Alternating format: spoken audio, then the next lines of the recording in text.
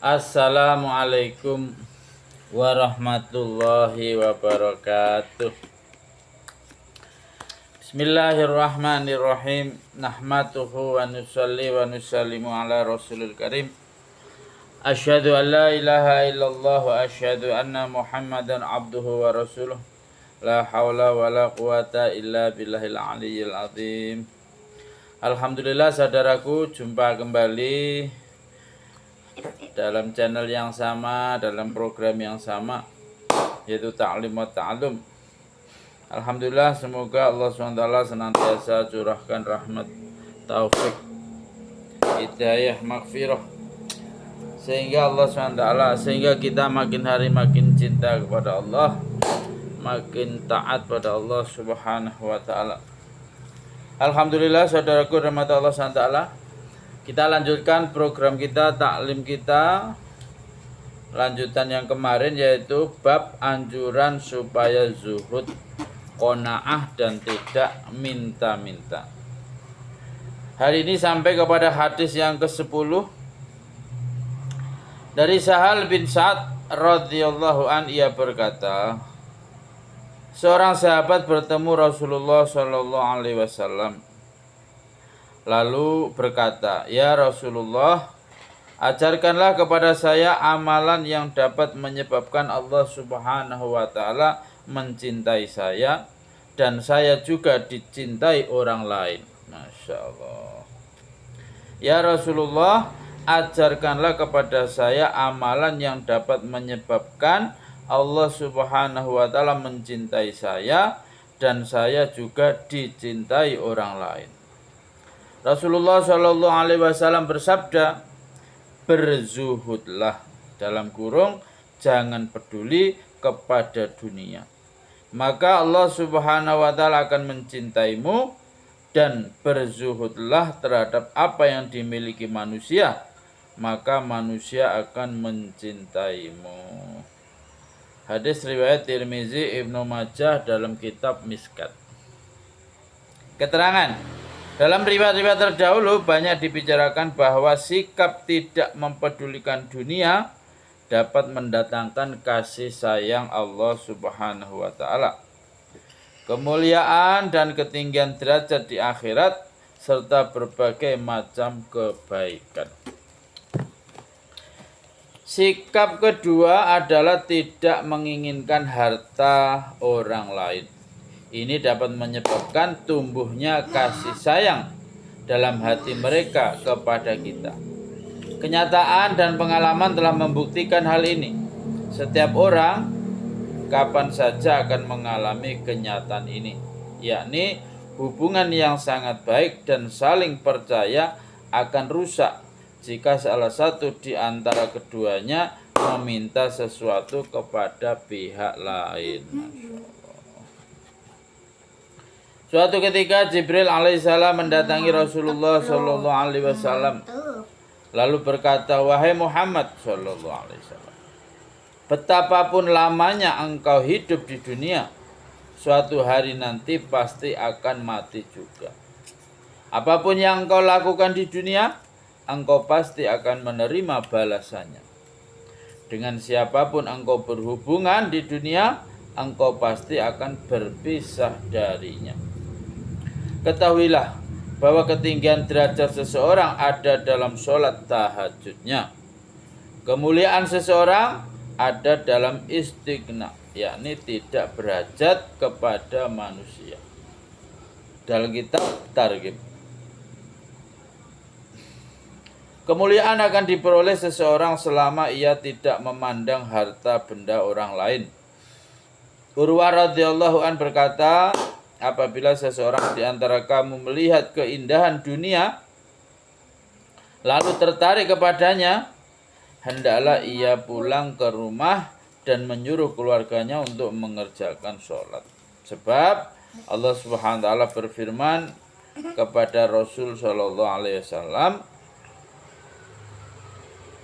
"Dan janganlah kamu arahkan pandangan matamu kepada nikmat yang kami karuniakan kepada beberapa golongan dari mereka. Itu adalah kemewahan hidup di dunia. untuk kami uji mereka dengan nikmat itu. Rezeki dari Tuhanmu lebih baik dan lebih kekal. Dan suruhlah keluargamu mendirikan sholat dan bersabarlah dalam mengerjakannya. Kami tidak meminta rezeki kepadamu, kamilah yang memberi rezeki. Kamilah yang memberimu rezeki. Dan akibat yang baik bagi orang yang bertakwa. Quran surat Toha 131 sampai 132 dalam kitab Durrul Mansur.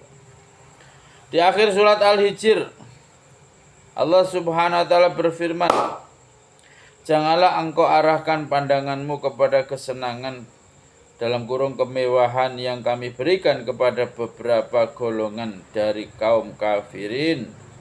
Quran surat Al-Hijr ayat 88. Dalam menafsirkan ayat ini, Sufyan bin Uyainah rahmatullah alaih berkata bahwa barang siapa yang dimuliakan oleh Allah Subhanahu wa taala dengan nikmat Al-Qur'an, jika setelah itu mengarahkan pandangannya kepada benda dunia, maka perbuatan itu sama dengan tidak menghargai Al-Qur'an. Imam Ghazali rahmatullah alaih berkata bahwa kemiskinan itu terpuji, tetapi penting bagi orang miskin untuk mengamalkan qanaah. Jangan sampai ia bersikap tamak dan loba kepada harta orang lain. Dan sedikit pun jangan mempedulikannya. Yakni tidak tamak dalam mencari dunia. Semua ini dapat tercapai apabila orang itu menyedikitkan belanja sekedar untuk keperluan makanan, minuman, pakaian, dan keperluan lainnya sekedar untuk memenuhi keperluan. Ia harus merasa puas dengan benda-benda yang murah dan bermutu rendah.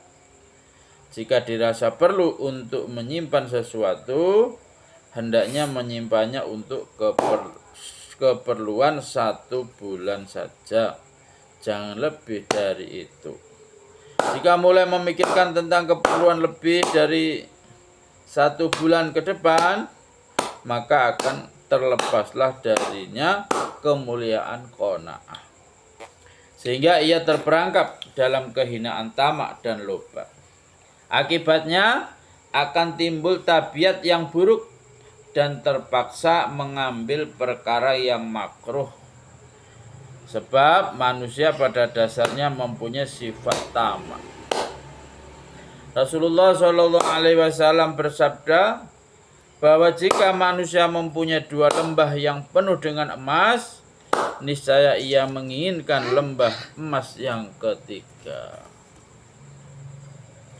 Abu Musa al-Asy'ari radhiyallahu anhu berkata bahwa satu surat panjang seperti surat Al-Baro'ah telah diturunkan Allah Subhanahu wa taala dalam Al-Qur'an dan kemudian telah dimansuh.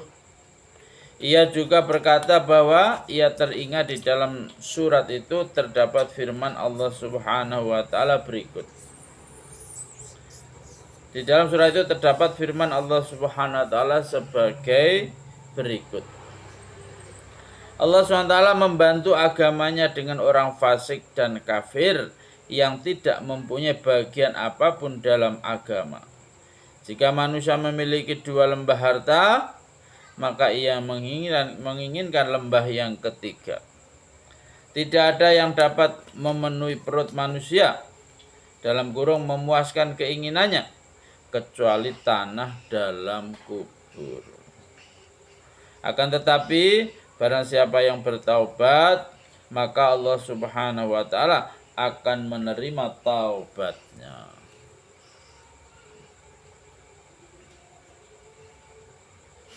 Rasulullah SAW bersabda bahwa terdapat 2 jenis manusia yang tamak dan sekali-kali tidak akan pernah merasa puas. Yang pertama adalah orang yang mencari ilmu. Dan yang kedua adalah orang yang mencari harta.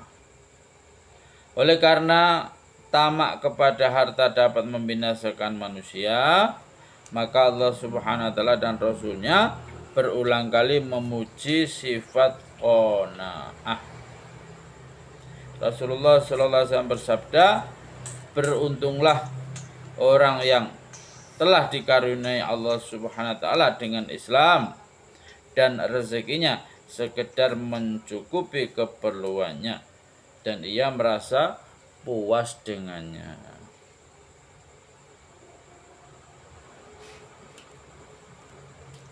Rasulullah Shallallahu Alaihi Wasallam juga bersabda bahwa pada hari kiamat orang kaya maupun orang miskin akan menginginkan bahwa alangkah baiknya apabila rezeki mereka semasa di dunia sekedar mencukupi keperluannya.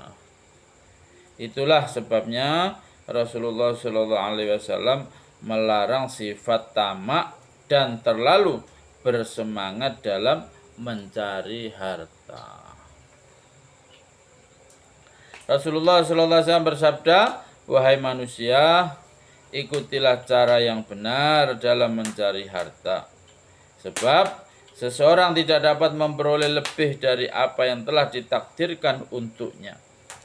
Manusia tidak akan mati selagi rezeki yang ditakdirkan untuknya sampai kepadanya dalam keadaan hina dan terpaksa.